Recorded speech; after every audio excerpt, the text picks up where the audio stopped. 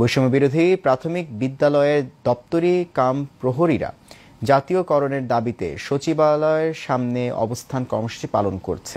এক দফা দাবি আদায়ের লক্ষ্যে সারা দেশ থেকে আসা কর্মচারীরা সচিবালয়ের সামনে অবস্থান কর্মসূচি পালন করেন। এ সময় স্বাধীনতা সরকারি প্রাথমিক বিদ্যালয় দপ্তরি সমিতির কেন্দ্রীয় কমিটির সভাপতি মোহাম্মদ মামুন সর্দার, সাধারণ সম্পাদক মিজানুর রহমান সহ অন্যান্য নেতৃবৃন্দরা উপস্থিত ছিলেন।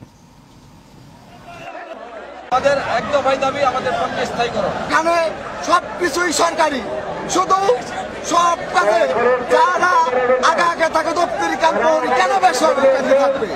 কেন এই স্বাধীন দেশে দপ্তরি কাম প্রহরীদের সাথে এত বৈষম্যের শিকার হতে হবে? কারণ আমাদের একটাই দাবি, এক দফা এক দাবি, চাকরি আমাদের জাতীয়করণ করতে হবে।